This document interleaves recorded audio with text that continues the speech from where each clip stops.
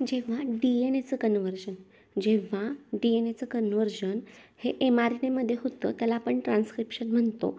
आणि M R N एपासून जेव्हा functional proteins बनतात त्याला आपण ट्रान्सलेशन म्हणतो. इथे तुम्हाला एक डायग्राम दिसत असेल. डी एन एपासून एम आर एन ए बनला आहे, त्या स्टेपला ट्रान्स्क्रिप्शन नाव दिलेलं आहे.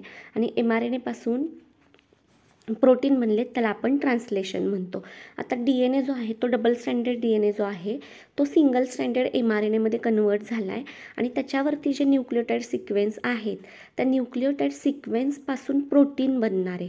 आणि ह्या न्यूक्लियोटाईड सिक्वेन्सचा जो तीन न्यूक्लियोटाईड सिक्वेन्सचा जो ग्रुप आहे तो एकत्र येऊन एक प्रोटीन बनवतो, स्पेसिफिक प्रोटीन. जसं की एक्झाम्पल घेऊयात आपण, ATG हा सिक्वेन्स आहे, हा एक्स नावाचा प्रोटीन बनवतोय.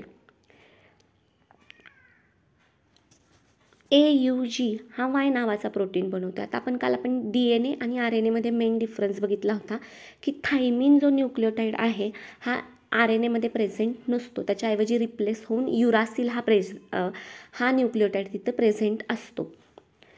तर हे तीनचे जे ट्रिपलेट कोडॉन आहेत ते काय करणार आहेत, स्पेसिफिक प्रोटीन बनवणार आहेत. जेव्हा एम आर एन एपासून किंवा एम आर एन एवरती जे न्यूक्लियोटाईड आहेत ते सिंथेसाइज करतात एक स्पेसिफिक प्रोटीन, त्याला आपण म्हणतो ट्रान्सलेशन. आणि जेव्हा ट्रान्स्क्रिप्शनची स्टेप होते त्यानंतर ट्रान्सलेशनची स्टेप होते आणि त्या पूर्ण प्रोसेसला आपण म्हणतो central dogma. Synthesis of protein bye DNA through the RNA. DNA पासून जेव्हा RNA बनतो आणि RNA पासून जेव्हा प्रोटीन बनतात म्हणजेच ट्रान्स्क्रिप्शन होतं DNAचं, मग RNAचं ट्रान्सलेशन होतं. या दोन स्टेपला आपण एकत्रितपणे काय म्हणतो, सेंट्रल डॉग्मा.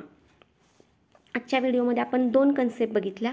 एक ट्रान्सलेशन म्हणजे काय, जेव्हा DNA पासून mRNA बनलेला असतो आणि हा mRNA जो आहे त्याच्यावरती जे काही न्यूक्लियोटाईड्स आहेत हे न्यूक्लियोटाईड एक स्पेसिफिक प्रोटीन सिंथेसाइज करतात, ह्याला आपण ट्रान्सलेशन म्हणतो.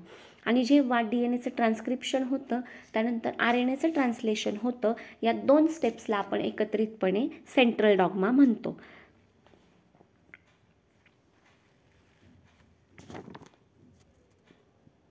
आजच्या व्हिडिओमध्ये काही डाऊट असतील तर नक्की कमेंट सेक्शनमध्ये सांगा आणि इन डिटेल व्हिडिओ पाहिजे असतील तर तसंही कमेंट करा. थँक्यू.